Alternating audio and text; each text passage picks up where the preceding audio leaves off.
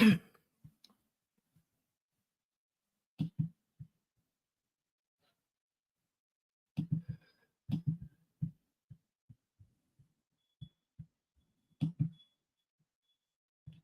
right. Welcome, everybody, wherever you are in the world. Let you know we are multi-streaming right now to several different platforms. We should be on Instagram, YouTube, Facebook, and I think Twitter.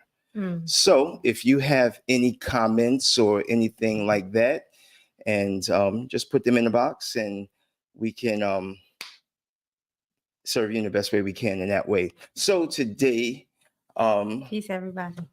I'm Dr. Bishara Wilson, and I'm here with my lovely wife, Dr. Danett Bean, and we are going to let you into our origin story. So often in our practices, people often want to know, so how'd you get into this medicine? So why do you practice acupuncture and Chinese medicine, especially being two melanated folks from New York? I'm from Brooklyn. My wife is from Queens, you know, kind of like the LL song and whatnot, but opposite in that way. But so let me ask you, how did you get into this medicine? And start from the beginning, please. Yeah, so let's see. This was a long time ago. It actually started with my best friend, Abena Muhammad. Growing up, we would sit together at lunch. I don't remember what grade this was, but this was a while ago. And she's Muslim, and she always had this little blue book with a pig on it with a red X. And she loved me, I love her, but every lunchtime she would have this book out. And so I just copped a plea with my parents. I was like, please do not send me with any more ham sandwiches. Send me with anything else. No pork, please, because I'm literally getting harassed at lunch. That was Shahrazad Ali's book? I don't know. Why not eat? I don't know. I just remember very clearly, like it was really just for peace of mind, but it did start me on the track to just thinking about how what we put in our bodies and over time what we put on our bodies and around our bodies affects wellness. And Abena and her family were very into health and wellness. They were vegan, and her mom was a naturopath. God rest her spirit, Aunt Sabra. She'd be making sorrel and ginger if people weren't well. So I'd be at the house and I'd be like, oh, that's interesting. And then Abena's godfather took us to see Queen Afua at the Slave One Theater. Shout out to Queen Afua. How old were you?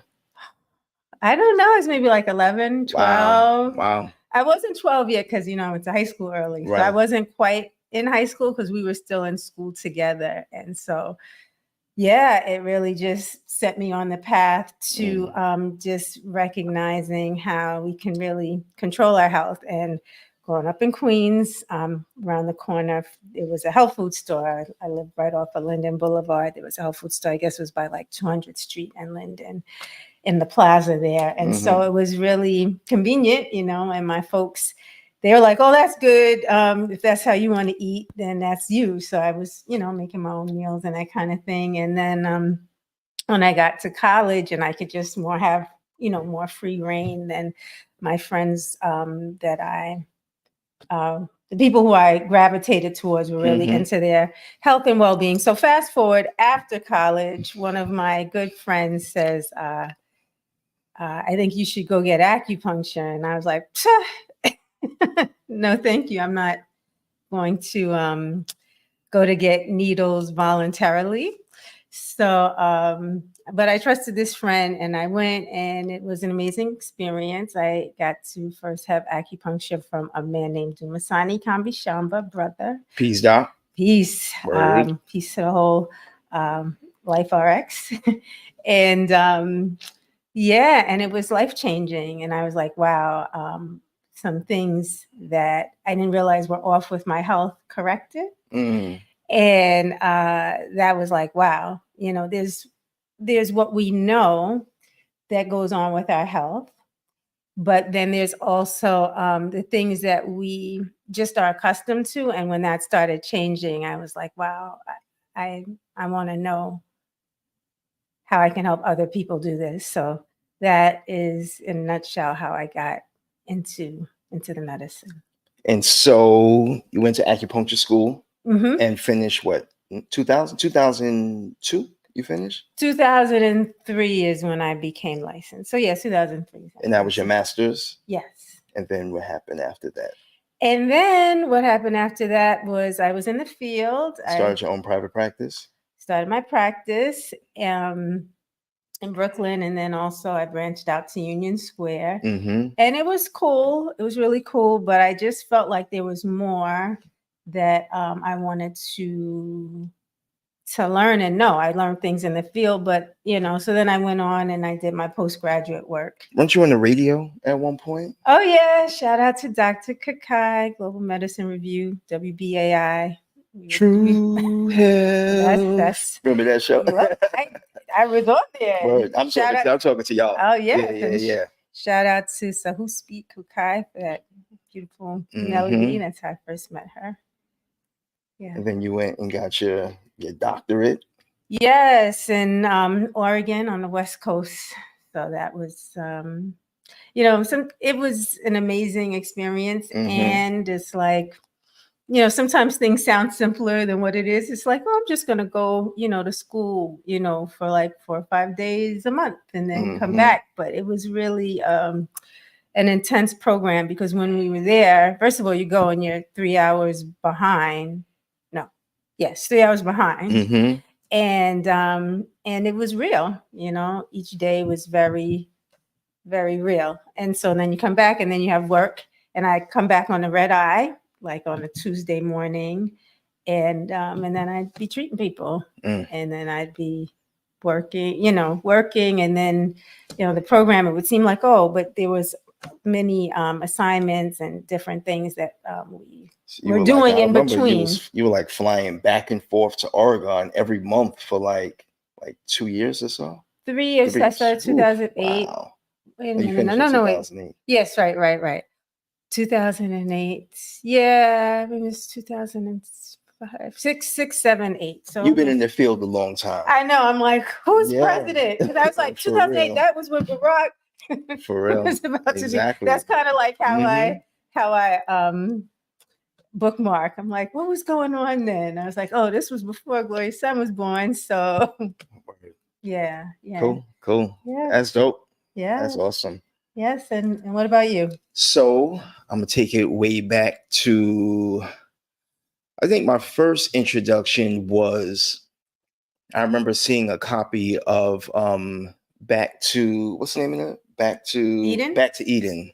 That book. I feel like that was just like a staple in everyone's house, and being down south and at my aunt's house and cousins, and everybody had this book. And I would just flip through it when I was younger, see some herbs and foods, but I wasn't really interested.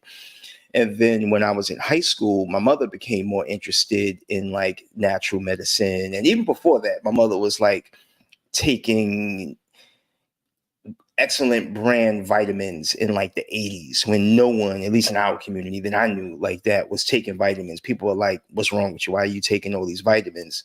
Shout out to Mama V, who's still an Energizer bunny. Got more energy than me sometimes. Yeah. For real. And then, like I said, when I got to high school, my mother, she got more into health and would go to the health food store and bring home spirulina, which was disgusting back then, and alfalfa sprouts and whole, natural bread, soy milk, but not this stuff that people drink now. That stuff was utterly disgusting. And it kind of piqued my interest more then. Then when I got into college, I began studying more on my own. Back in like 96 summer, classic summer for hip hop. I think about that summer. I got into like Taoist meditation, reading and practicing like meditation from the book Fusion of the Five Elements by Montauk Chia. Was studying a lot of Deepak Chopra. My friends and I, we were like on some real deep stuff.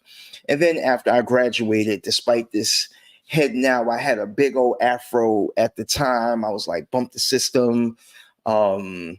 I didn't want to take my degree. I majored undergrad in African American studies. I didn't want to go any really further with that. I didn't want to teach. I didn't want to go corporate. And I was like, I want to be an herbalist. And so I found a school that I went to. At the time, it was Pacific Institute of Oriental Medicine. Then it became the Pacific College of Oriental Medicine. Now it's Pacific College of Health Sciences. And I went on like an interview there and a tour, and I saw the herbal pharmacy, and I just fell in love with that pharmacy. I was like, wow, you know, four walls lined with shelves from ceiling to floor, wall to wall, all herbs, a couple hundred herbs. So I was like, I want to come here, but I don't want to do all that acupuncture stuff. I don't really want to do all of that. But, you know, they were like, it's a program. It all comes together. You got to do it all. It'll be a master's of science in traditional Oriental medicine, what it was called at the time. And at the end, you'll be licensed as an acupuncturist. And so I was like, oh, wait, so I can get like an official degree, because they had like a lot of mail order courses and things like that. So went through that process while I was in school, had a chance to visit China and Tibet. That's a whole nother story in a live we may just doing that. And went to Africa, Ghana, Senegal, and the Gambia, traveling around, studying the medicine and doing some other things, martial arts, all sorts of stuff. And finished in 2002, officially licensed in 2003, started my private practice then, worked in some different places in Brooklyn, the Bronx, Harlem, Manhattan. Maybe she was talking about Dr. Dumasani Kambi Shamba with Life RX, was working there for a while. Went back and studied with Matt Callison, who's like one of the premier teachers in like sports medicine, acupuncture, which is what I specialize in. And we'll get into that. And then later on in 2017, 18, I waited probably a decade after you and went back and got my doctorate. And so I guess this year, starting from when I've been a licensed practitioner, this would be my 21st year in private practice. And you too, right? 2003. Yeah, both of us been practicing as licensed acupuncturists for the state of New York since 2003. So 20 years in the 20 game, looking 17. For real. Over 40 years of combined experience, like you see in different things. And so, yeah, that's my story. And so we both specialize, you know, we at times in our practice have done like general medicine. I guess in Western medicine, they would call it like internal medicine or GP sort of thing, but we both specialize. So please, I know you specialize in women's health, but tell us more about your specialty and how you got into that, why you chose it, and anything else around there. Sure. Yeah. So when I did my postgraduate work, it was in women's health and geriatrics. Mm-hmm. And part of what drew me to that program was, I don't know, just something about it felt really attractive to me. Definitely the geriatrics part to me is all about prevention, like what happens as we age, and for there to be this understanding of the tendencies and that we can do something about it, right? And in the ancient writings, they would talk about how women transform in cycles of 7 and men in cycles of 8. And so I was like, I was all in. It drew me to the program. It drew me into, you know, wanting to understand more about those cycles. And actually what I wrote to complete that program was a capstone on the cycles of 7 for women. So that may, you know, come out in some form at some point.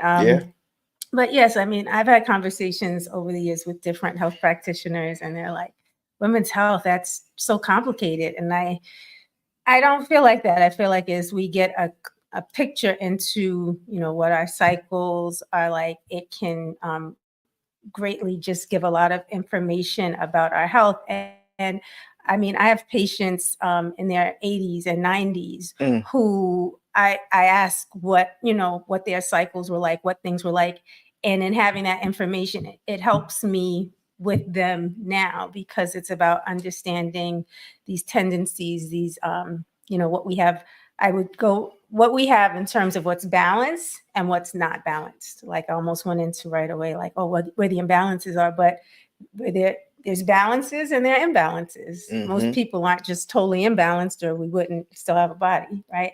So I'm looking at what's the strengths and where I could be of assistance. And then after having our son, our health really plummeted. And so, well, actually, let me go back. Before that, I was teaching obstetrics and gynecology at an acupuncture school. So I took what I knew from the program. As a new mother. Well, before then, and then right when he was before then, yeah, that was a trip. While you were pregnant. Yeah. So I got pregnant when I was teaching when I first got the job. So it was really something. I feel like it was an ego check. It was like, oh, I know women's health. I'm teaching women's health. I know it. And then, going through the postnatal depletion after, which we'll, get to talk about at some point, because we have Black Maternal Health Week coming up, and we'll get to talk about some of that then. But so it just gave me a deeper understanding of what goes on for women, what can go on for women, and then even like long term, the way that our history can impact our longevity and our wellness. So I mean, like I wrote my book, A Taste of Our Own Medicine. I have a patient who's in her 90s. She read it when it first came out. Like, I guess she was maybe in her 80s. No, she was just turning 9. She read it. She was like, oh, I remember. She's like, this makes sense. I'm like, hey, so there's a continuum in our mainstream. Lots of times it's just all about, the fast food, like, okay, you had the baby, when's the next one? Okay, you're in this stage, take this, everybody has PMS. Just because something's common doesn't mean that it's healthy. Right, exactly. So a lot of stuff that folks say, oh, that's just regular. No, that's normal for you, but that shouldn't be going on. Yeah. And so, I love how, some of the things you touched on from, one, the women's health, and then Black maternal health, and addressing it from just like this holistic perspective, because so often people don't begin to take care of their health and address their health until they have like a diagnosis. And as a woman, that could be fibroids, all sorts of stuff, PCOS, all sorts of stuff. Yes. And so, so you're doing such a great service with so many great testimonials. We can get into that another time too. And then, like you said, your patient, 95 years old, reading the book and having revelations around stuff that why her health changed over the past 60, 70 years since becoming a mother as like a woman. Right. And being like, oh, now this makes sense. Right. 60, 70 years later. Right. I can cite, this distinct difference. And I'm glad you said that, because I just want to say that a big part of my work has been, like, if we think about our health as a street, right? We have these different bumps and craters that we're just more likely to have as Black and brown people, because of how the health system has been set up or not set up. And so my work has been about identifying these gaps and these craters to see what we can do so that we can, have that path be as smooth as possible, so that, we can have a nice long, life journey in health and wellness. And so some of those gaps have been maternal health, postnatal depletion, which we'll talk about at another time. Definitely fibroids, helping women with that, and perimenopause, and just how do we live longer? How do we not allow racism and sexism and other oppressions to shorten our lifespan and quality? So before I go, we'll just ask you, what's next for you in terms of, I know you have some things in the woodworks there. Around everything that we're talking about. Yes. So she's always so many programs. The genius, Kwame, I've seen him on, talk about the boy genius. This is the girl genius. I won't even get into that. But please tell us what's next for you. Yeah, so I have some upcoming Qigong classes that's coming up, and then also some specific support to women who are dealing with fibroids, particularly if you're a woman who has had fibroids and have had them removed, and you're looking for ways to help them to not return, and or, it really depends on what's going on. So I don't want to just say that, but I'm giving support to women who have fibroids and are looking to do things to help to not have to deal with that. And then also, I have many patients who are like, well, what about me? Because I'm past that stage. So really the reason for the help with the fibroids is about helping to promote longevity, because the different symptoms and the things that we can experience as women all can curtail our longevity. So the assistance with the fibroids is for that headache, but it's also more so like, how do we, again, have that road be as smooth as possible. So, some Qigong classes and some specific. And so how can they get in contact with you though? Yes. Okay. So you can go. Website or? Yeah, website is good. I mean, you can go to drdanettbean.com. That's DRDANETTBEAN.com. And then you go up and you click contact, and then you just put your email in and you put your message and submit, and I will get it and get back to you as soon as I can. Awesome. So, so all this women's health stuff, but please, you are masterful at helping people reduce pain and sports injuries, and that's critical, because move it or lose it. And it's definitely one of the things that I learned studying geriatrics, that as we get older, our circulation decreases, and so many people have you to thank for helping them to have mobility, because without that, our health just decreases. So please say some about your specialty. Yeah, so my specialty is sports medicine, but like pain and injuries. So neck pain, back pain, shoulder pain, knee pain, you name it. We work with you name it. And so with athletes, whether you're from a weekend warrior, work-related injuries, to professional athletes, semi-professional athletes, retired professional athletes, anything around like musculoskeletal pain and injury. And so I help you to recover from that relatively quickly, depending on what's going on with it. And so, and just as someone who has been athletic my whole life, and on a competitive athlete on a high level in like high school and college and afterwards, I know how it feels to be in pain and have injuries and want to use my body and it not respond the way I want to because of a shoulder injury or a knee injury or back pain or strain or ankle sprain or whatever. And so with that in my practice, I used acupuncture, herbal medicine, massage, heat lamp, and we also address it, both of us, from like a holistic standpoint. So with what we do, we're looking at you and your body's constitution from a root level.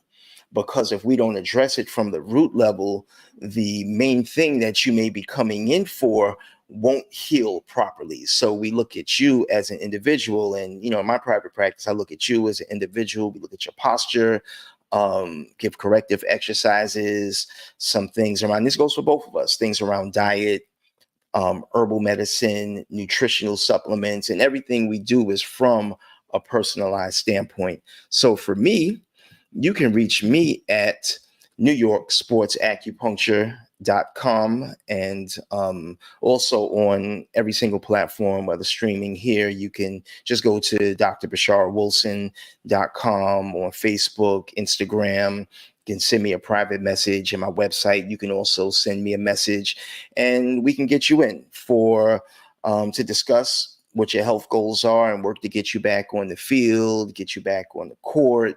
And sometimes too, it may be someone may have shoulder pain or back pain and may want to pick up their child, or maybe may want to put on their shoes and bend over and tie their shoes without pain, or be able to sit or stand or walk or hit the gym or whatever without pain and discomfort. So that's where I come in from a professional standpoint to help with all of that. And get them while you can, because you were on a team, right, to help them, where you were treating the Liberty. Yes. So they got to the finals. Yep. Right. I was hoping they would have got that ring. I don't know if I would have got a ring with them. You know, I was a team acupuncturist for the New York Liberty, the women's NBA team, also treating some, like I say, retired athletes, and working more with high schools and maybe some colleges and things like that too, in addition to my everyday patients. And so both of us are growing and expanding. Yeah, get them while you can. Both of us, you know, so yes, holla, right. You know, holla at your homies, at your folks here. We, as you see, approachable, down to earth. When have you ever seen a couple looking like us that practice this medicine for 20 years each? And so, yeah, that is about it. Right. I don't think we have any questions. Up on our 20 years too of us. Yes. Since we met. Yeah, coming up next month since when we met at the Crossroads at the Dance Africa Festival. But that's another story. For another time. So you want to take us out? Take us out. Peace. All right, y'all. Peace. Thanks for tuning in. See y'all next time. Like, save, and share. Peace.